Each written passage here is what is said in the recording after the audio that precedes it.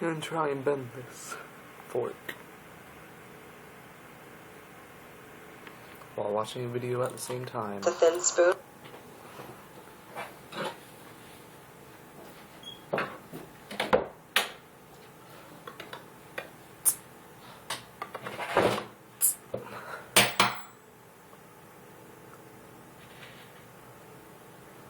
Until you get really good at it.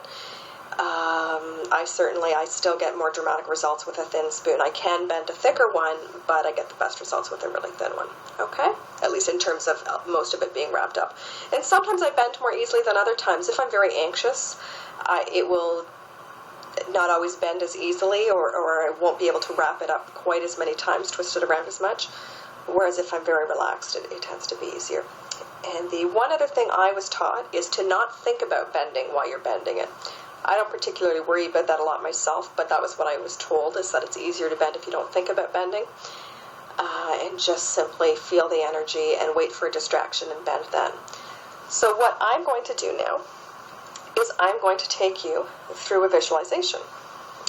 And the other thing is you're bending it this way, okay? Like bending it down and around that way. Don't try and bend it like this. If you go down like that, that's really difficult. One of my workshops, I found out later that there were a couple of people who were trying to do that, and that would be quite difficult. You do it this way because obviously the metal's thinner that way. Okay? So just hold the spoon.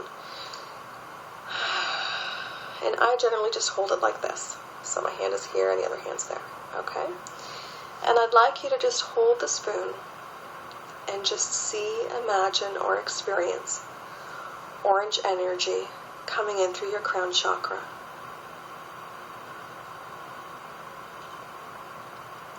And just feel as the energy goes into your head,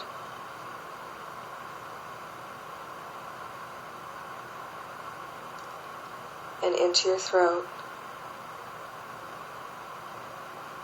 and into your shoulders and arms. And just allow yourself to relax and let the energy flow. And you may see the energy, you may feel kind of a buzzing or vibrating or sense of warmth or relaxation.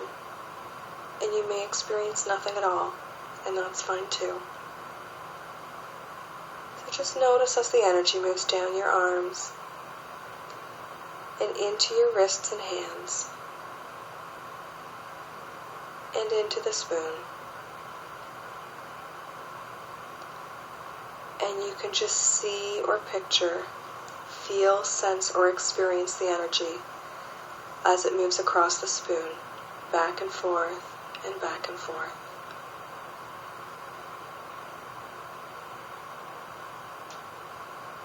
And different people experience this differently. Some people see molecules vibrating or see them spreading out further apart to make it easier to bend. Some people see the metal softening, relaxing. Some people don't see anything. Some people feel a sense of vibrating, or they just suddenly know that it's the right time to bend. So just relax and go with whatever feels right to you. Just notice as the energy moves, and just allow it to be.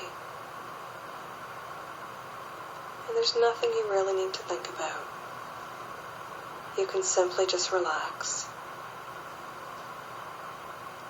Okay, now bend. Bend the spoon. Bend, bend, bend, bend, bend. Okay. Now, if it didn't bend for you, you might want to listen to the video again. Or you can try practicing with other ways. One of the women that I learned with when I was attending a retreat where this was taught, she found that if she got up and she kind of danced around, she was a very kinesthetic person anyways, she would kind of dance and go into a slightly meditative state almost, and she could then bend it. Whatever way works for you is fine. Some people need more time sitting with the energy before they can bend it, and some people need less time. Just experiment with what seems right to you. And if you find that you've tried it again and again and it's not working, I also have helped people to bend the spoon by using Zen Sight healing statements, and there's a free ebook on my website that you can download that will teach you how to do that. And what I do is I do statements with people, helping them to overcome any psychological blocks that are preventing them, like any belief that it's not possible or they're not. It was like so easy, and then it got hard again. It's like bent down and then sideways again.